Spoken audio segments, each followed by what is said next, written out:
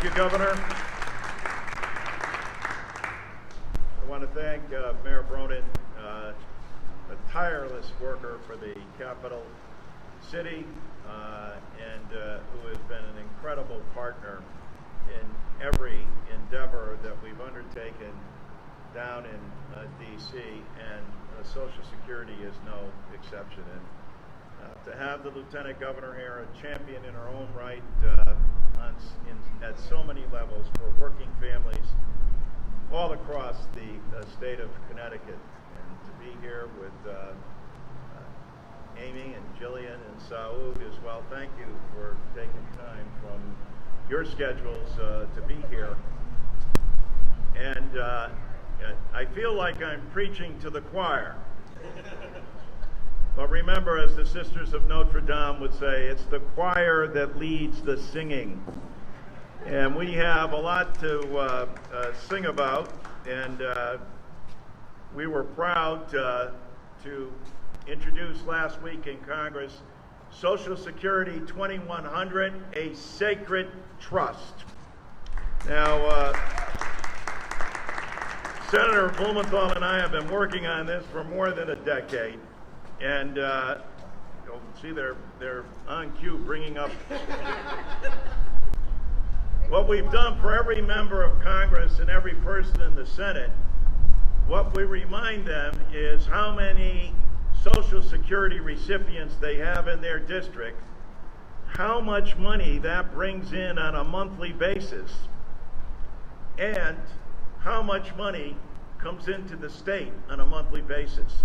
There's no better economic development plan, and as all of you know, Social Security is the #1 anti-poverty program for the elderly and the #1 anti-poverty program for children.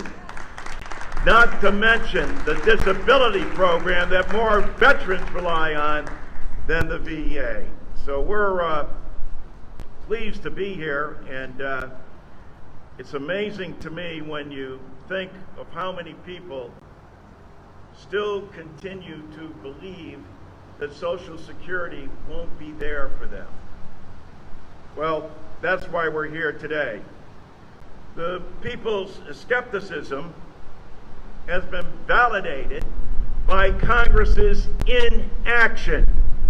It's been more than 50 years since Congress has enhanced benefits in Social Security. 38 years since we've done anything comprehensive. And oh, by the way, you'll see one of those things go into effect in January of this year. The age will go up to 67. Mind you, for every year the age goes up, that's a 7% reduction in benefits for the individual. So, we're here to introduce Social Security 2100. 65 million Americans rely on Social Security. What's different, you might ask, between this bill and our previous bills? There's a guy on Pennsylvania Avenue named Biden who refers to Social Security as a sacred trust. And what Dick and I and Chris Van Hollen and the more than 200 sponsors in the House have done have combined the administration's goals of Social Security with the Congress's goals for Social Security. 17 benefit enhancements across the board, and here's the bottom line. 5 million Americans who have paid into the system, worked all their lives, get a below poverty level check from their government.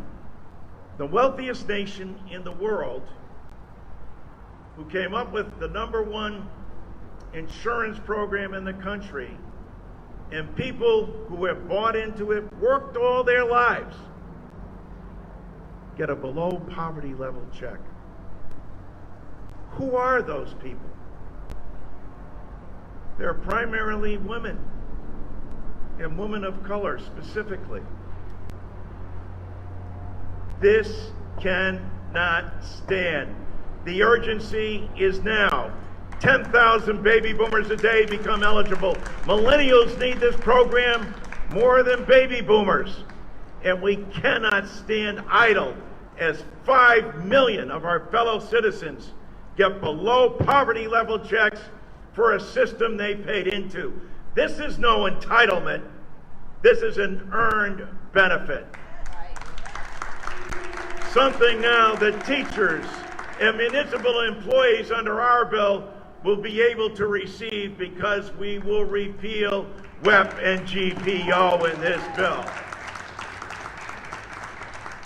To do all this, you need to have an incredible partner. I can't think of anyone who works harder, is ubiquitous with the state of Connecticut. You can't go to an event or a town anywhere where all of a sudden I go, either he was just there and leaving someplace else, but what he does better than anyone I know is listen to what people have to say. And then we've translated that into a document that recognizes that Social Security is, in fact, a sacred trust. The greatest insurance plan, the #1 anti-poverty program for the elderly and for the youth. And as I mentioned before, the #1 disability program for our veterans. The champion of the state of Connecticut and in the United States Senate, Dick Blumenthal.